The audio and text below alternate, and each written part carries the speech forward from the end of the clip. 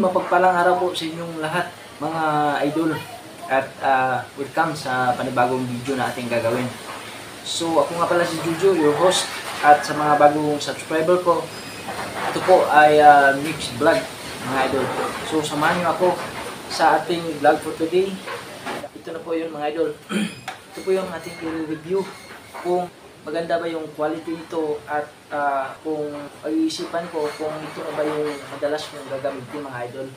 So samahan nyo ako mga idol, pero bago po tayo mag-umpisa, may i-shoutout lang ako.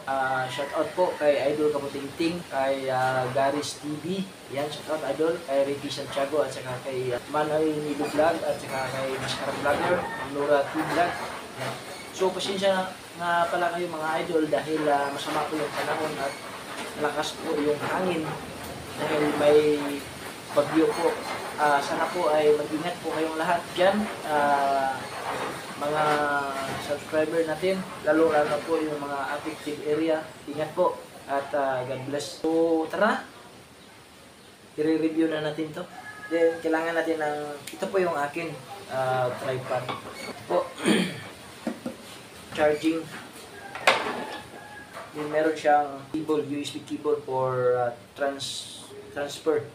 So yan mga idol, iharap ko itong camera. Alright mga idol, ito na po yung ating i-review. Sony Handycam HDD, and then may 60 times optical zoom. So napaka taas ng pwede niyang ma-capture na. Actually mga idol, low battery po ito, kaya mamaya na lang dahil walang brand out po dito sa area namin ngayon. So dito muna tayo. Ito yung kanyang battery, and then pag gusto mo siyang tanggalin, i-push up lang ito, ipataas tapos iangat ito. Yan na. Ito lang, ganito lang kalaki yung kanyang battery, no? Maliit lang. 500 mAh. Ayan. 3.6 Wh.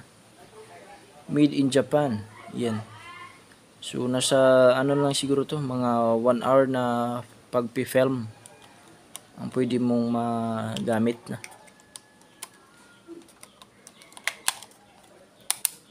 Ganyan. Tapos dito sa baba ay yung kanyang memory card. Yan, dito.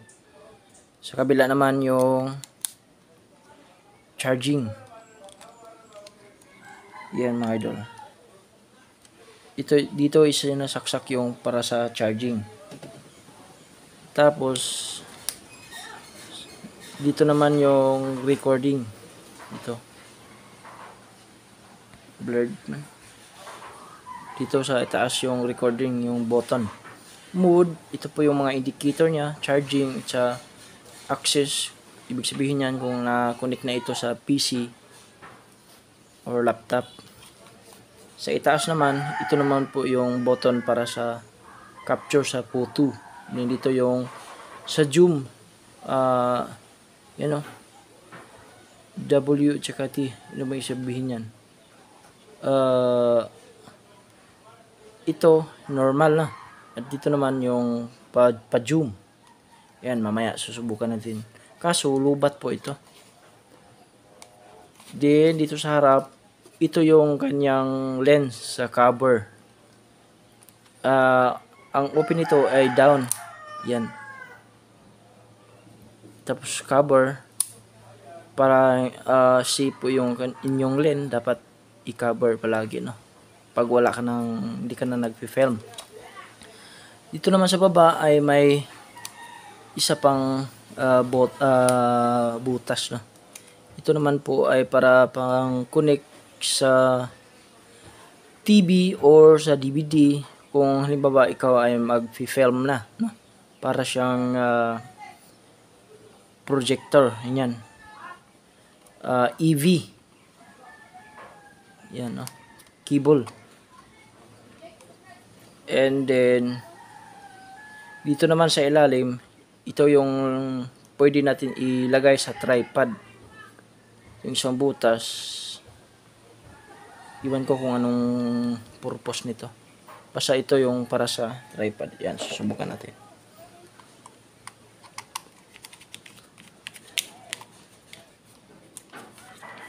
Yan mga lods.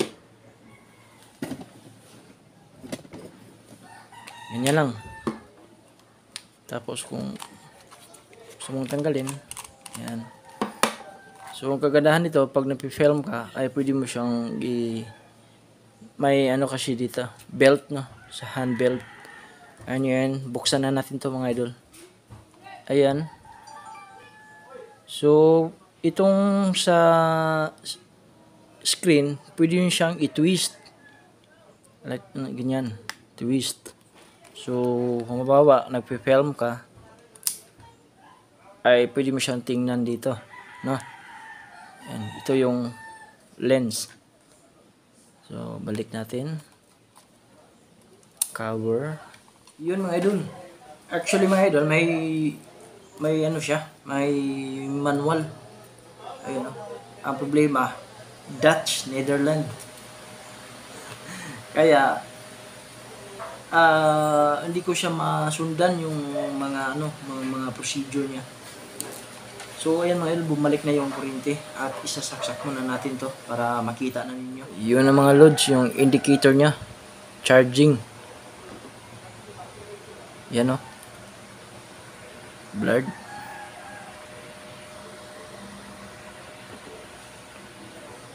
Yan. Nag-indicate na siya mga idol. So, subukan natin buksan na. Ayan. Ayan. Yung nag-ilaw siya sa video. So, yan mga idol. Bali, itim siya kasi tinakpan natin yung lens. Pero pag binuksan natin siya, ayan. Yung lens. Yan mga idol. Yung mga labahan natin. So, subukan natin i-zoom. Ito. Itong button na to. Yan, left. Wait muna.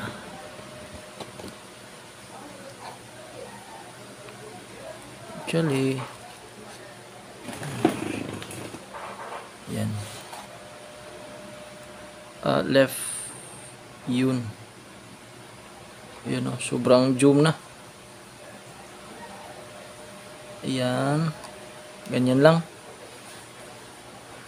Tapos, captured. So, dito tayo. Power. So, pindutin natin tong desk. Ayan siya.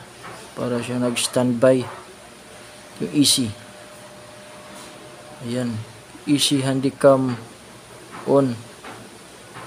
Ito. Balik natin. Off.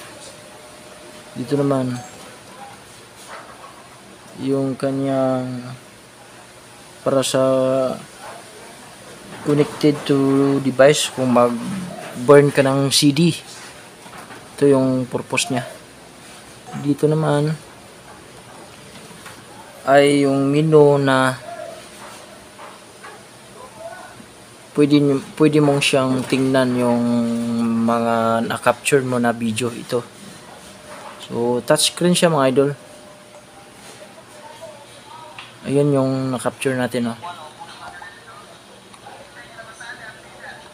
So, actually mga idol, yung resolution, yung kanyang ay hindi siya gaanong quality, no? Ayan, oh. Para siyang luma na video. Then dito yung back. Balik tayo dito sa video. So ayan mga idol, kung mag-capture tayo ng video ay pindutin lang natin to. Ayan o, naka-record na. Ayan. Yung bahay namin na makalat. Tapos kung stop mo, pindutin mo lang. Yan, record na yan. Tapos kung gusto nating balikan dito, ito may menu dito. Ayan o. Spot meter focus. Yung mga settings niya. Dito. Exposure. Ayan o. Auto. Ito naman. White balance. Scene selection. Naka-automatic lang siya mga idol. Dito naman fader off.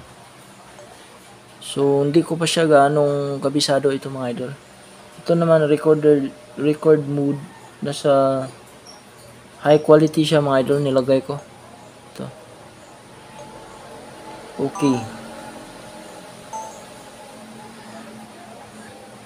Ayan. So yan mga idol. Yung paggamit nito ay pag-iisipan ko pa muna no, kung ito na ba talaga yung palagi kong gagamitin. Kasi may ano ko dito, may kunting problema ako. Hindi ko siya ma-edit mga idol, hindi ma-detect sa laptop, kaya siguro sa cellphone na lang siguro yung gagamitin ko. Sayang ba?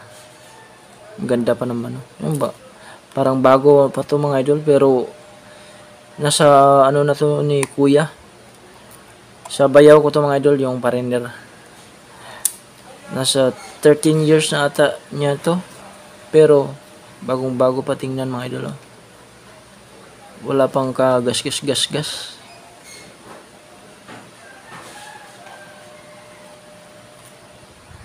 So yan na guys. I hope nagustuhan nyo no? At may natutunan kayo. So itong camera ito